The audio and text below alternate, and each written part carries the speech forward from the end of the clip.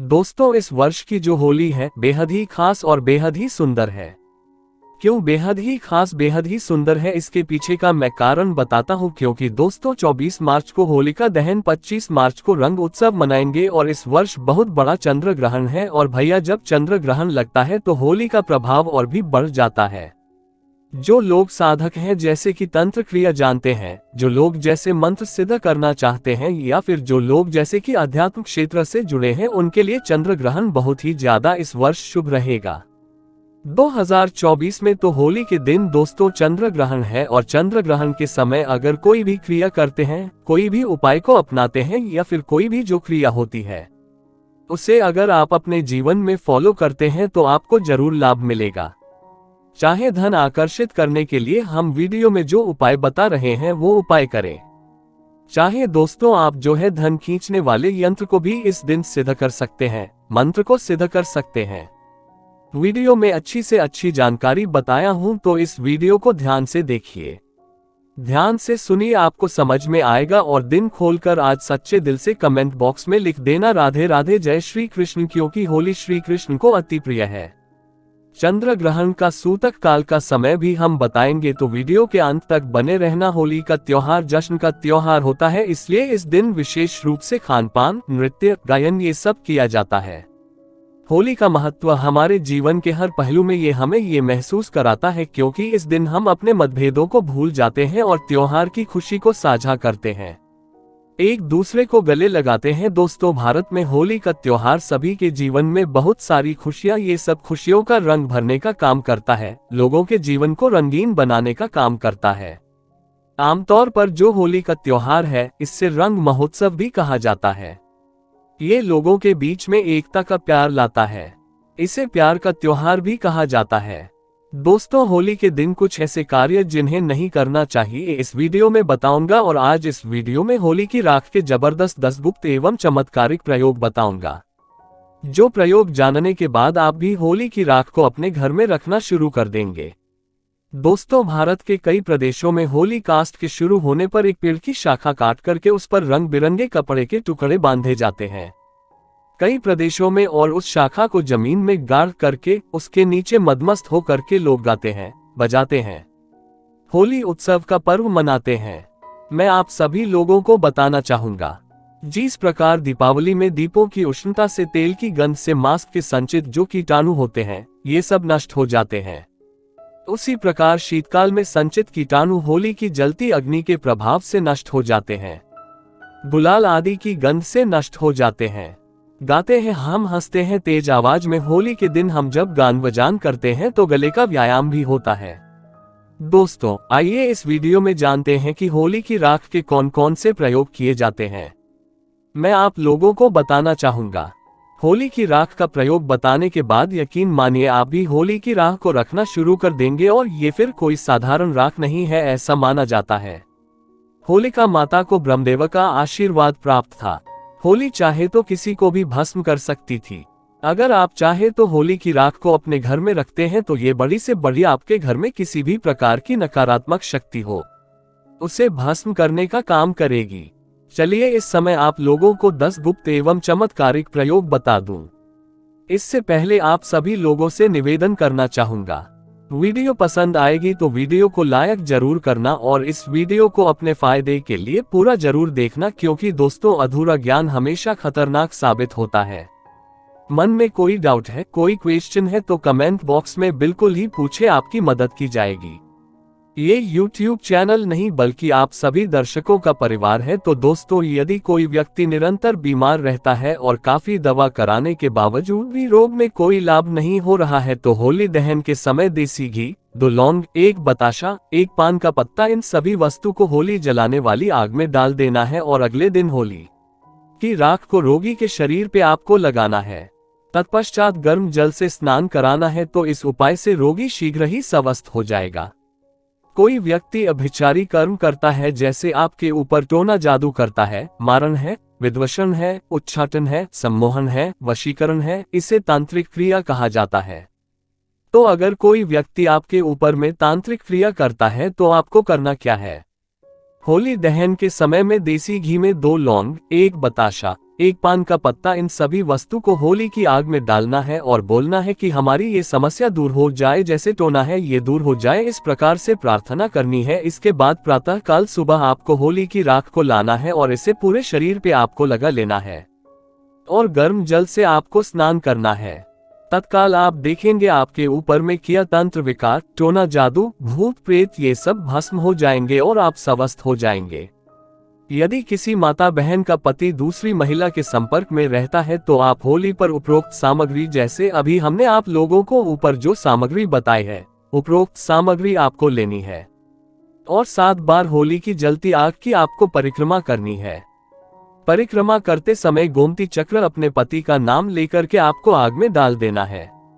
अगर आप ऐसा करते हैं तो अगर आपका पति किसी दूसरी महिला के संपर्क में है वो बिल्कुल ही वापस आ जाएंगे, उनके संपर्क को छोड़ देंगे। और हाँ, अगर आपको ऐसा प्रतीत होता है कि किसी ने आपके ऊपर तांत्रिक प्रयोग करवा दिया है तो आप होलिका दहन के समय देसी घी में 2 लौंग, 1 बताशा, 1 पान का पत्ता, थोड़ी सी मिश्री, इन सभी वस्तु को होली जलने वाली आग में डाल देना है। अगले दिन होली की राख को चांदी के ताबीज में भर करके गले में धारण कर लेना है तो तांत्रिक प्रभाव बिल्कुल ही निष्क्रिय हो जाएगा। यदि कोई व्यक्ति आपका लिया हुआ धन वापस नहीं कर रहा है तो आप होली जलने वाले स्थान पर जहाँ पे होली जलाई जाती है उस स्थान पर अनार की लकड़ी से उस व्यक्ति का नाम लिखना है। किस में लिखना है? भोजपत्र में लिखना है और होलिका माता से अपना धन वापसी का निवेदन करते हुए उस नाम पे थोड़ा सा गुलाल उस पे छिड़कने के बाद आपको होली की आग में डाल देना है। बिल्कुल ही आपका धन वापस मिल जाएगा। दोस्तों, अगर आप किसी से शत्रुता समाप्त करना चाहते हैं तो होलिका दहन के अगले दिन उसी स्थान पर रात्रि 12 बजे जाकर होली जलने वाले स्थान पर अनार की लकड़ी से भोजपत्र पर उस व्यक्ति का नाम लिखना है, फिर उसे बाएं हाथ से मिटा देना है। उस स्थान की थोड़ी सी राख लाना है और अगले दिन उस व्यक्ति के सिर पर उस राख को डाल देना है। तो ऐसा करते हैं तो व्यक्ति आपके प्रति शत्रुता का जो भाव रखता है, दुश्मनी का भाव रखते हैं, वह समाप्त हो जाएगा। और भी इसके जबरदस्त चमत्कारिक एवं गुप्त प्रयोग बताऊंगा। वीडियो को आधे बीच में छोड़ करके नहीं जाना है। ये वीडियो 10 मिनट की बनने वाली है। 10 मिनट की जानकारी आपके जीवन को बदल करके रख देगी। यदि आपकी जन्म पत्री में कोई ग्रह दूषित हो तो आप होली दहन के समय देसी घी में 2 लौंग, 1 बतासा, 1 पान का पत्ता, इन सभी वस्तु को होली जलने वाली आग में डाल देना है और अगले दिन उस राख को ला करके सर्वार्थ सिद्ध योग में अब गूगल पे भी सर्च करके देख लेना कि होलिका दहन के समय और होलिका दहन के दिन सर्वार्थ सिद्ध योग कितने बजे है। होलिका दहन के सुबह ठीक है तो सर्वार्थ सिद्ध योग में इसे शुद्ध करके बहते जल में प्रवाहित कर देना है। होली की राख को सर्वार्थ सिद्ध योग में प्रार्थना करना है, इसके बाद शुद्ध जल में बहा देना है। तो यदि आपकी जन्म पत्रिका में कोई ग्रह दूषित है, आपको नुकसान कर रहा है, नुकसान करना बंद कर देगा। अगर आपको राज्य पक्ष से बाधा आ रही है तो आप होलिका के उल्टे फेरे प्रारंभ करें। कैसे करना है? जैसे जो लोग राजनीतिक क्षेत्र से जुड़े हुए हैं और आपको कोई बाधा आ रही है तो होलिका माता के आपको सीधे फेरे ना लेकर के आपको उल्टे फेरे लेने हैं और प्रत्येक फेरे की समाप्ति पर आग की जड़ जलती होली में फेंकना है। आग किसे बोलते हैं? मदार के पौधे को, जिसे हम अकवन के नाम से जानते हैं। तो मदार के पौधे की जड़ जलती होली की आग है, उसमें आपको फेंकनी है और उल्टे फेरे लेने हैं। और कितने फेरे लेने हैं? 7 फेरे लेने हैं। तो इस उपाय को करने से आपको राज्य पक्ष में राजनीतिक क्षेत्र में जो परेशानी आ रही है, सारी बाधा समाप्त हो जाएगी। दोस्तों, वास्तु दोष से मुक्ति पाने के लिए होली दहन के अगले दिन आप सर्वप्रथम अपने इष्ट देव को गुलाल अर्पित करें। अपने निवास के ईशान कोण पर पूजन करके गुलाल चढ़ाएं और आपको प्रार्थना करनी है। और आप चाहे तो थोड़ी सी होली की राख ला सकते हैं और ईशान कोण पर रख सकते हैं, चढ़ा सकते हैं। तो यह उपाय करने से आपके घर के सारे वास्तु दोष समाप्त हो जाएंगे।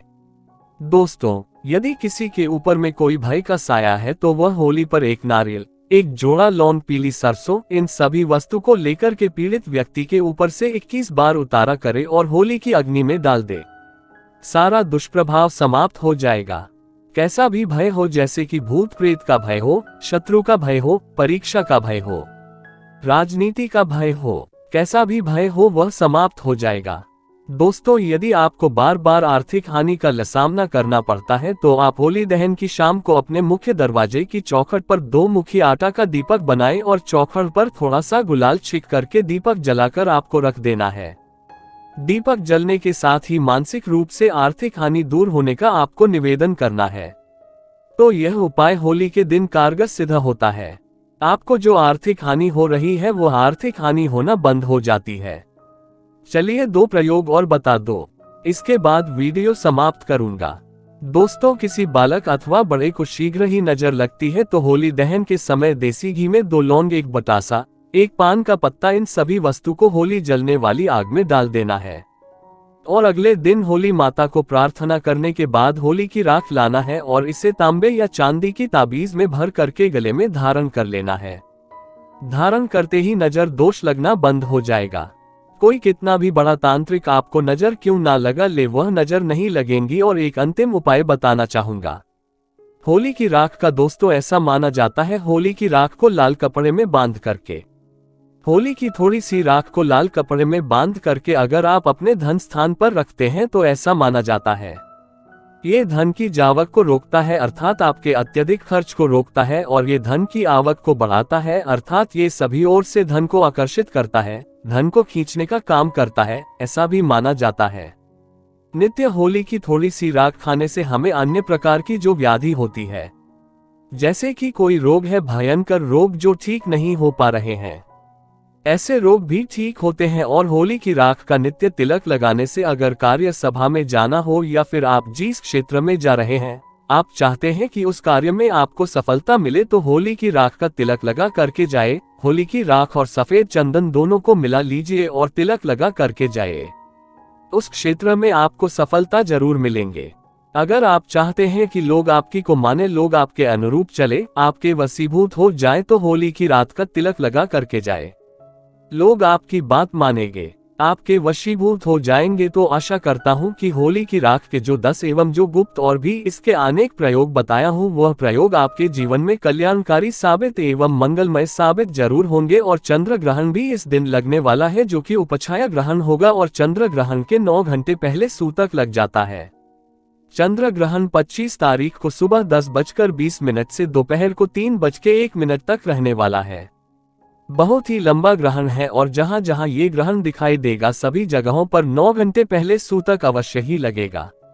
हालांकि भारत में नहीं दिखेगा, लेकिन इटली में, जर्मनी में, फ्रांस में, हॉलैंड, बेल्जियम, दक्षिण नॉर्वे, स्विट्जरलैंड, उत्तरी दक्षिणी अमेरिका यानी साउथ अमेरिका, जापान, रशिया का जो ईस्टर्न पार्ट है, ऑस्ट्रेलिया है, इंग्लैंड में जो भी बैठे हुए भगत है उन सभी को इनके नियमों का पालन करना है। उनके लिए ये ग्रहण दिखाई भी देगा और सूतक भी लगेगा। तो सभी लोग 9 घंटे पहले अपने घर के मंदिर बंद कर दें। विशेष रूप से गर्भवती स्त्रियों अपना ध्यान जरूर रखें, बिल्कुल भी ग्रहण का दर्शन ना करें।